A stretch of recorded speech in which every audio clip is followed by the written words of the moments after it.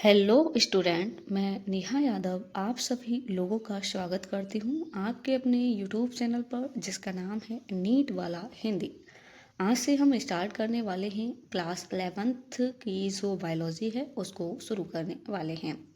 साथ ही आपको मैं बता दूँ, खास करके ये आपके UP and Bihar board exams होते हैं उनके लिए मोस्ट इम्पोर्टेंट क्लासेस रहने वाली हैं और उन्हीं को ध्यान में रखकर आपकी जो क्लासेस हैं वो कराई जा रही हैं। और जो आज का हमारा यूनिट यानी कि इकाई रहने वाला है वो फर्स्ट यूनिट है जिसका नाम है जीव जगत में विविधता। ओके, और उसका जो अध्याय 1 है चैप्टर 1 जिसका नाम है जीव जगत, उसके बारे में हम आज चीज़ों को जानेंगे। ओके, तो सबसे पहले हम सिलेबस को देखते हैं कितना क्या सिलेबस है। ओके, तो और साथ ही आपसे रिक्वेस्ट है, यदि आप चैनल पर नए आए हैं तो चैनल को सब्सक्राइब एंड वीडियो को लाइक हो सके तो शेयर भी कर दीजिएगा। साथ ही यदि आपको यानी कि ये जो क्लासेस हैं उनकी पीडीएफ चाहिए तो हमारा टेलीग्राम चैनल है उसको ज्वाइन कर लेना, वहाँ से आपको सभी क्लासेस की पीडीएफ मिल जाएंगी। तो सबसे पहले हम सिलेबस को देखते हैं। इसमें जो क्लास 11th है इसमें कुल 5 यूनिट यानी कि 5 इकाई हैं। ओके, और चैप्टर कितने हैं तो 19। सबसे जो फर्स्ट यूनिट है जिसका नाम है जीव जगत में विविधता, diversity of the living organism, जिसमें कितने अध्याय हैं कितने चैप्टर हैं तो 4। कौन कौन से हैं तो जो फर्स्ट चैप्टर है जिसका नाम है जीव जगत द लिविंग वर्ल्ड, जिसके बारे में आज की क्लास में हम बात करेंगे।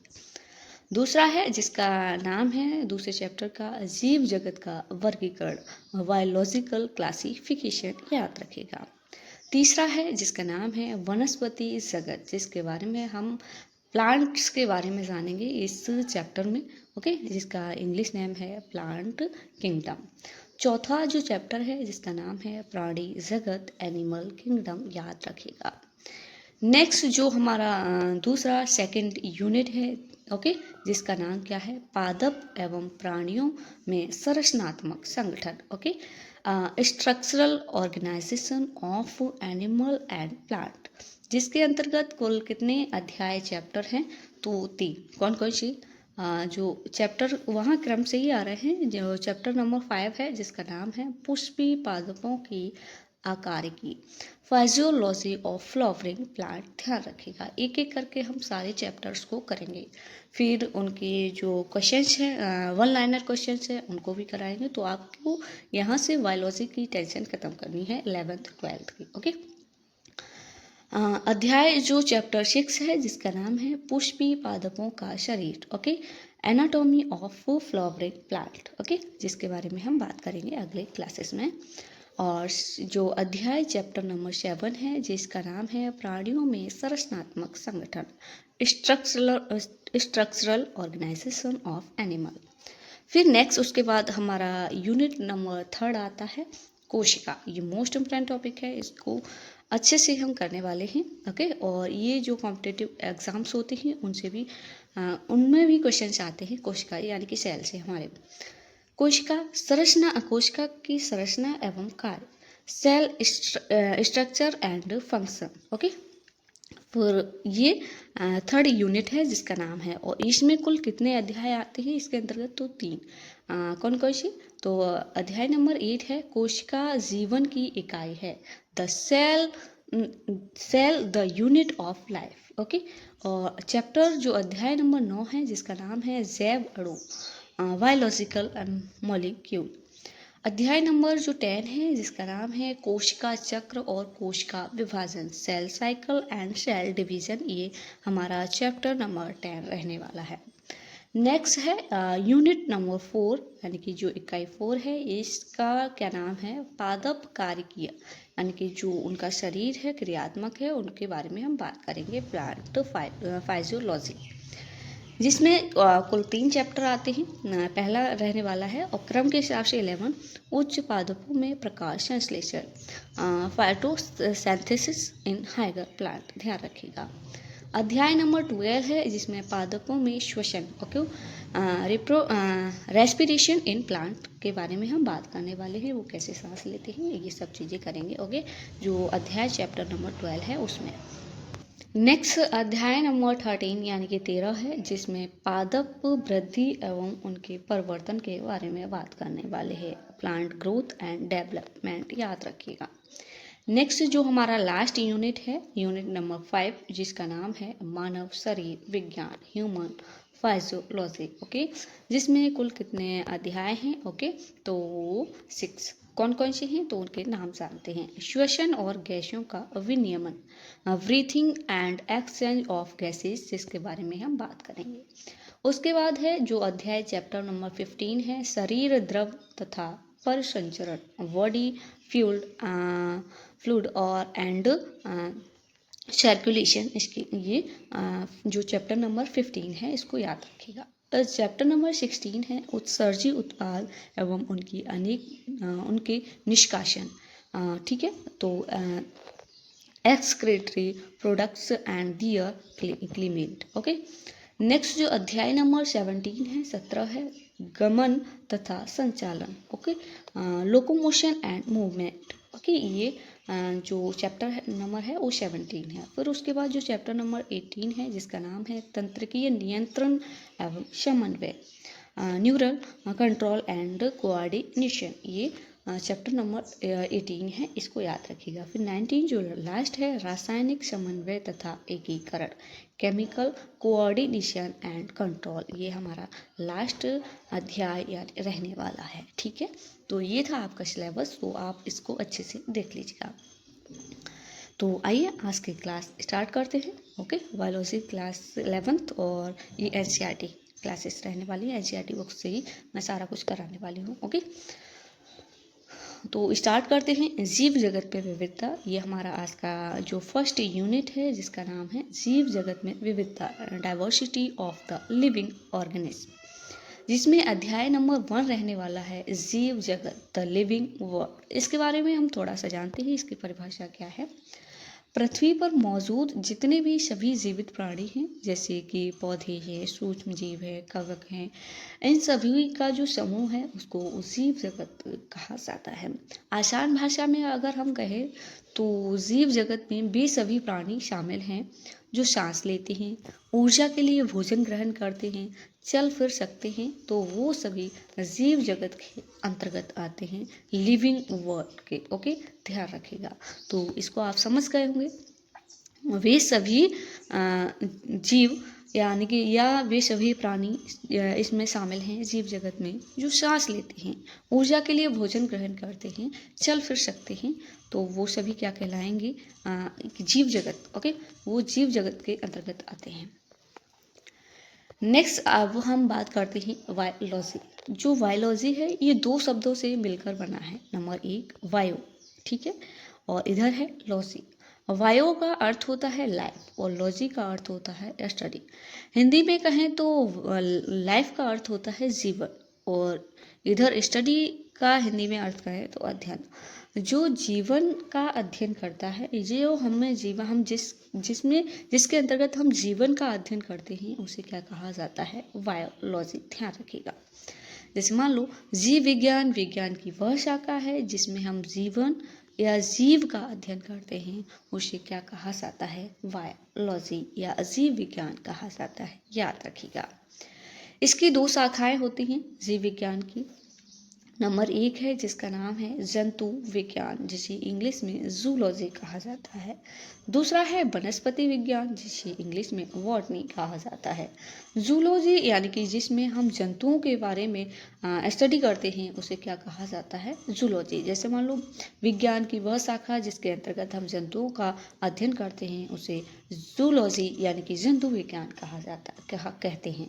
ऐसे ही मान लो अगर तुमसे कहा जाए वनस्पति विज्ञान की डेफिनेशन बताओ, तो विज्ञान की वह शाखा जिसके अंतर्गत हम पेड़ पौधों का अध्ययन करते हैं, उसे क्या कहा जाता है? वनस्पति विज्ञान। याद रखिएगा। यहाँ से आपका क्वेश्चन हर साल बनता है, जंतु विज्ञान के पिता कौन है? तो उनका नाम है अरस्तु। ये नाम याद रखिएगा। दूसरा मैं आपको बता दूं, साथ ही यहीं पर इनकी बुक का नाम जो आपके एग्जाम में बार बार पूछी जाती है, एक है जिसका नाम है पॉलिटिक्स और दूसरी है हिस्टोरिया एनिमेलियम। ये एग्जाम में बहुत बार पूछी जाती है, तो आपसे रिक्वेस्ट है कि इस बुक को याद रखिएगा। अरस्तु की बुक का नाम क्या है? हिस्टोरिया एनिमेलियम। दूसरा है जो वनस्पति विज्ञान है, इसके पिता कौन है? जिनका नाम है थियोफ्रेट्स। ओके, इनको थियोफ्रेट्स को वनस्पति विज्ञान का फादर कहा जाता है।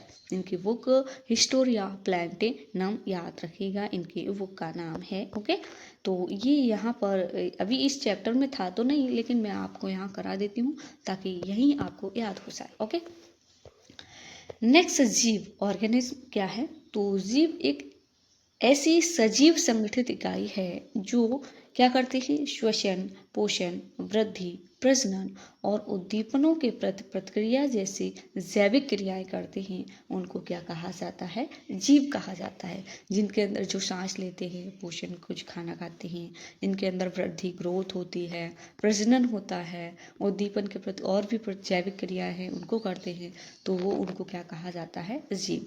यानी कि इसमें अब क्या होता है, जीव जैसे कि जीव कुछ एक कोश की जीव भी होते हैं और कुछ बहुकोश के भी जीव हो सकते हैं। एक कोश की जैसे मान लो बैक्टीरिया, बहुकोश की जैसे मान लो कवक, पौधे, मनुष्य, ये बहुकोश के जीव के अंतर्गत आते हैं। इनको याद रखिएगा। ओके, सजीव लिविंग, जिनमें विभिन्न जैविक क्रियाएं होती हैं, जैसे मान लो पोषण, वृद्धि, उपापचय, जनन, श्वसन, उत्सर्जन, गति, ये आदि जैविक क्रियाएं होती हैं, उनको क्या कहा जाता है? सजीव। ओके, अब जैसे मान लो, अब तुम मान लो मेज, कुर्सी, ये इनको तो सजीव नहीं कह सकते है ना। जैसे मनुष्य है, जानवर हैं, चींटी है, तो इन सभी को क्या कहेंगे? हम सजीव कहेंगे।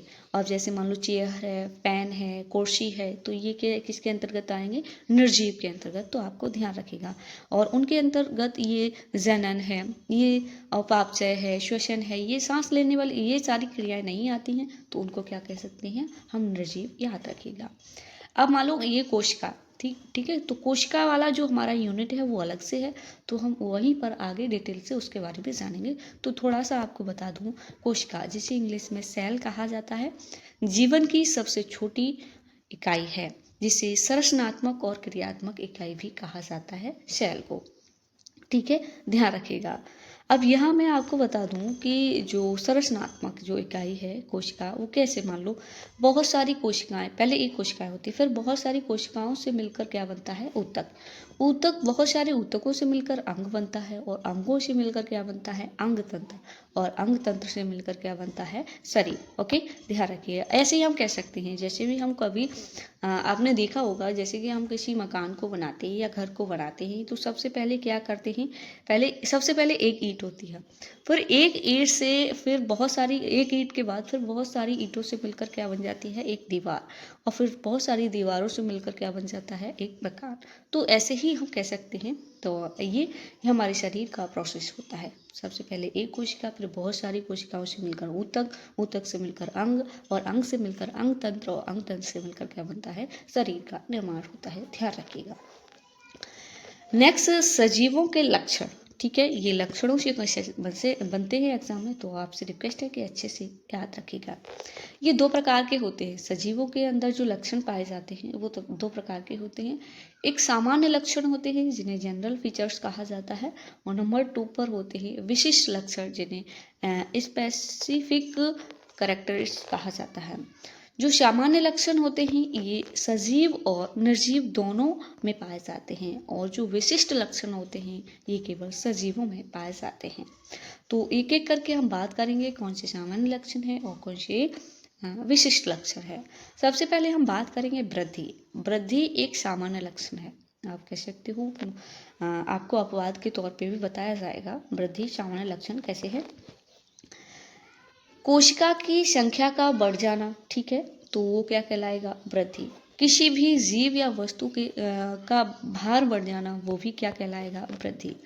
अब मान लो जीव का भार तो बढ़ता है, जैसे कि एक बच्चा है, वो अभी शिशु है तो उसका भार कम होता है, फिर धीरे धीरे उसकी कोशिकाओं में वृद्धि होती है, फिर उसके भार में वो बड़ा होता है, उसके भार में वृद्धि हो जाती है। तो यहाँ से तो हम कह सकते हैं कि हाँ, जो सजीव होते हैं उनमें तो वृद्धि होती है जीवों के अंदर। लेकिन वस्तु के अंदर कैसे, तो ये बताऊं मैं आपको। ये हमारी एनसीईआरटी में दिया गया है। एक मान लो रेत का टीला है, ठीक है, अभी वो इतना है, कुछ समय बाद जैसे मान लो तूफान या कुछ भी आता है, फिर उसको जब कुछ समय के बाद देखते हैं तो वो इतना हो जाता है, उसके भार में और आकार में वृद्धि हो जाती है। तो उसको हम क्या कह सकते हैं कि जो वृद्धि है वो सामान्य लक्षण है, सजीव और निर्जीव दोनों में पाया जाता है। ध्यान रखिएगा, वृद्धि, ग्रोथ। ओके, ये आपकी एनसीईआरटी की बुक में भी दिया गया है। तो आप इसको वृद्धि को कौन सा लक्षण मानेंगे, सामान्य लक्षण, ध्यान रखिएगा।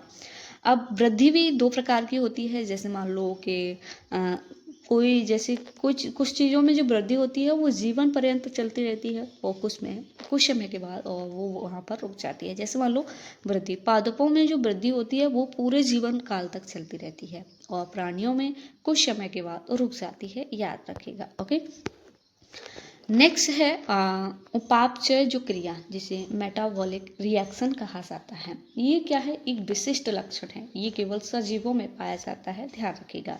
मैंने बोला विशिष्ट लक्षण सजीवों में पाए जाते हैं, और जो सामान्य लक्षण है वो सजीव और निर्जीव दोनों में पाए जाते हैं। ये क्रिया दो भागों में पूर्ण होती है। जो उपापचय क्रिया है वो दो भाग कौन कौन से हैं, तो विघटनकारी जिसे अपचय कहा जाता है, यहाँ पर टाइपिंग मिस्टेक है, अपचय। ओके, दूसरी है निर्माणकारी क्रिया जिसे उपचय कहा जाता है। इंग्लिश में जो विघटनकारी क्रिया है जिसे कैटाबॉलिक कहा जाता है, और जो निर्माणकारी क्रिया है जिसे एनाबॉलिक कहा जाता है। विघटनकारी का मतलब होता है कुछ चीज़ों का टूटना, ठीक है, और निर्माणकारी का अर्थ होता है कुछ चीज़ों का बनना, ध्यान रखिएगा। जैसे मान लो विघटनकारी क्रिया है जिसे कैटाबॉलिक कहा जाता है, ये इसका कार्य क्या करती है, ये जटिल जो अणु होते हैं, अणु, यहाँ पर भी टाइपिंग मिस्टेक है, जटिल अणु टूटकर सरल अणु बना देते हैं, उसे विघटनकारी क्रिया कहा जाता है, याद रखिएगा। ओके, जटिल से क्या सरल अणु का जो निर्माण होता है उससे क्या कहा जाता है, विघटनकारी क्रिया कहा जाता है। नेक्स्ट निर्माणकारी क्रिया जिसे एनाबॉलिक कहा जाता है, सरल घटक से मिलकर जटिल चीज़ों का निर्माण होता है, उसे निर्माणकारी क्रिया कहा जाता है। जैसे हम कह सकते हैं प्रकाश संश्लेषण क्रिया, जिसमें क्या होता है, इसके द्वारा जो पेड़ पौधे होते हैं वो अपने भोजन का निर्माण करते हैं। किस तरह करते हैं, तो जैसे मान लो CO2, okay, CO2 plus H2O की उपस्थिति में, और यहाँ पर क्या होता है, सूर्य का प्रकाश इसकी उपस्थिति में ये क्रिया करके किसका निर्माण करते हैं, तो C6H12O, इसका निर्माण करते हैं, और इसको क्या कहा जाता है, ग्लूकोज। C6H12O6 को क्या कहा जाता है, ग्लूकोज का निर्माण करते हैं, और किसका, तो O2 का, ऑक्सीजन का, ध्यान रखेगा। ठीक है, तो जो पेड़ पौधे होते हैं वो अपना भोजन किस क्रिया द्वारा करते हैं, तो प्रकाश संश्लेषण क्रिया के द्वारा, याद रखिएगा। ओके, और इसके बारे में हम डिटेल से आगे की क्लासेस में भी बात करेंगे, आपको समझा दिया है। जैसे सरल घटक से मिलकर जटिल चीज़ों का निर्माण होता है, उसे निर्माणकारी क्रिया कहा जाता है, याद रखिएगा। नेक्स्ट हम बात करते हैं प्रजनन। जो प्रजनन, ये लक्षण तीसरा लक्षण है जिसे रिप्रोडक्शन कहा जाता है। हर जीव अपनी जैसी संतति, प्रजनन होता क्या है, तो जो हर जीव है वो अपनी जैसी संतति को बनाए रखने के लिए अपने जैसे जीव को उत्पन्न करता है, उसे क्या कहा जाता है, रिप्रोडक्शन, याद रखिएगा। ओके, याद, इसको समझ सकते हैं ना, अपनी जैसी संतति को बनाए रखने के लिए जिस भी जीव का निर्माण करता है, अपने जैसे समान जीव का निर्माण करता है, उसे प्रजनन कहा जाता है। प्रजनन क्या है, एक सामान्य लक्षण है, ये सजीव और निर्जीव दोनों में पाया जाता है प्रजनन, याद रखिएगा। अब तुम सोचोगे कैसे, तो मैं आपको अपवाद के तौर पर बताऊं, ठीक है। ये सामान्य लक्षण कैसे है, तो ये इसमें क्या होता है, उदाहरण के लिए आप मान लो खच्चर। खच्चर एक एनिमल होता है जिसमें ये प्रजनन नहीं करता है, खच्चर प्रजनन नहीं करता है। इसकी डेफिनेशन क्या है, हर जीव अपने जैसी संतति को बनाए रखने के लिए अपने जैसे जीव का उत्पन्न करता है, उसे प्रजनन कहा जाता है। अब आप कहोगे प्रजनन कहा, यानी कि जो खच्चर है वो प्रजनन तो नहीं करता है लेकिन अपने जैसे जीव का निर्माण जरूर करता है, तो ये जो प्रजनन है ये सामान्य लक्षण कहलाएगा। कैसे, अब मान लो खच्चर है, ये एक एनिमल है, ये प्रजनन नहीं करता है, लेकिन इसमें क्या होता है, ये अपनी जैसी संतति को उत्पन्न कर सकता है। कैसे करता है, इसमें नर जो होता है वो होता है डंकी, और मादा होती है वो होती है हॉर्स, और इन दोनों के क्रॉस से किसका निर्माण होता है, तो खच्चर का। ध्यान रखिएगा। और इसी वजह से जो प्रजनन है वह सामान्य लक्षण है, ध्यान रखिएगा। ओके, जो सजीव और निर्जीव दोनों में पाया जाता है। नेक्स्ट हम बात करेंगे जो टाइप्स ऑफ रिप्रोडक्शन, प्रजनन के प्रकार। ये दो प्रकार के होते हैं, लैंगिक और अलैंगिक।